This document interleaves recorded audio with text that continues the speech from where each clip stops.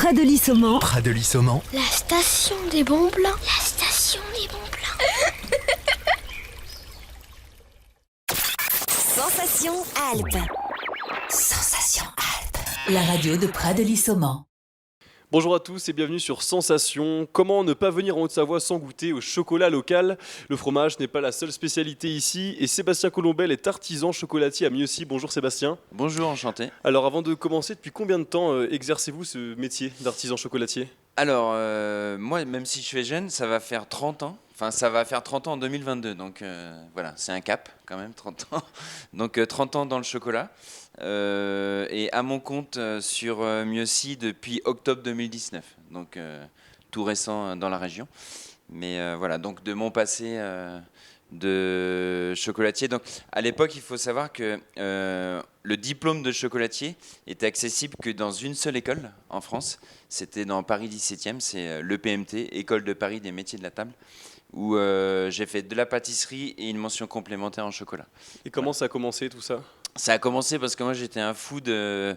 Enfin voilà, j'avais la chance d'avoir un oncle qui était dans la pâtisserie et à chaque fois qu'on allait lui rendre visite à Saint-Germain-en-Laye, ben voilà, c'était les jeux dans le labo et voilà, tout naturellement, je me suis lancé dans la pâtisserie et le métier de chocolatier est venu en pâtisserie parce que voilà, on met les mains un peu dans le chocolat et voilà, j'ai fait une mention complémentaire.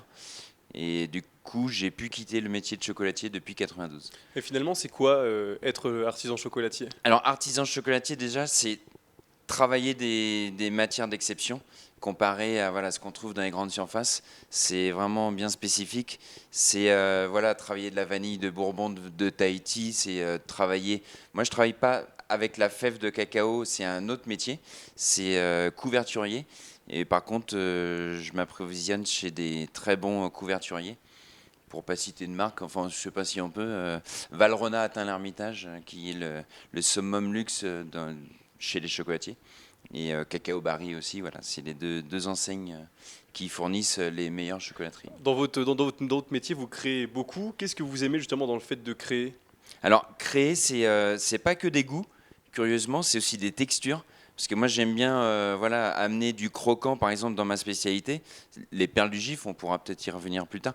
Mais voilà, c'est d'abord, bien sûr, des matières premières d'exception, comme je dis.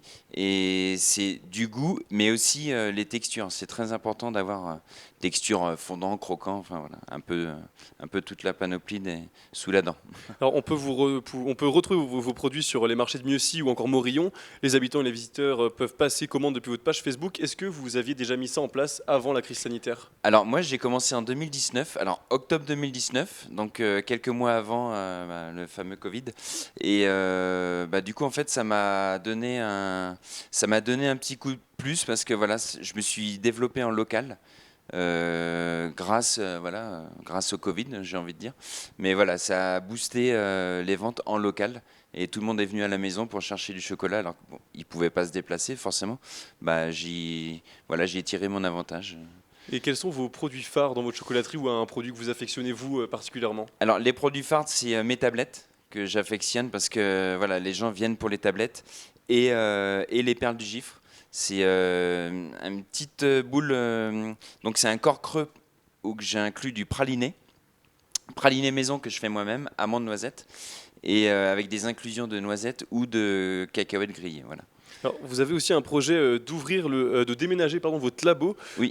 Pour créer aussi un parcours de découverte. Pourquoi c'est important pour vous de transmettre ce savoir? Moi, ça a toujours été important. Enfin, dans le chocolat, comme j'ai un autre sport, enfin voilà, j'ai un autre métier, on va pouvoir en parler. Mais c'est important parce que voilà, pour les générations futures, moi, je donne envie à la génération qui vont arriver. D'où je vais prendre un apprenti l'année prochaine et ouvrir, agrandir le labo. Parce que je fais tout sans machine. Donc voilà, on va investir un petit peu avec quelques enrobeuses. Mais voilà, c'est important parce que quand on aime ce qu'on fait, c'est important de le transmettre. En France, beaucoup de personnes sont fans de chocolat, on va pas se mentir, hein. Est-ce que pour autant vous avez des conseils sur la dégustation de chocolat? Tout à fait. Alors, dans les crus de cacao, on parle d'excellence Alors, c'est un peu du snobisme de faire des dégustations à 90%, 95%. Voilà, moi, je redescends un peu sur de l'excellence. Et par contre, ce qui est très important, c'est le terroir dans le cacao. C'est comme le vin, c'est de ne pas mélanger les cacaos. C'est de prendre, moi, je travaille avec du Venezuela ou du Saint-Domingue, et pas forcément mélanger toutes les couvertures.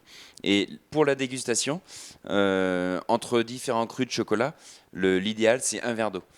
Voilà, un petit verre d'eau, une petite pause, et voilà, on peut graduellement passer de 65, 70 jusqu'à 80%, mais c'est le verre d'eau qui coupe. Voilà. Alors, en quelques mots, pour vous, c'est quoi un bon chocolat? Un bon chocolat, déjà, c'est un pur cru.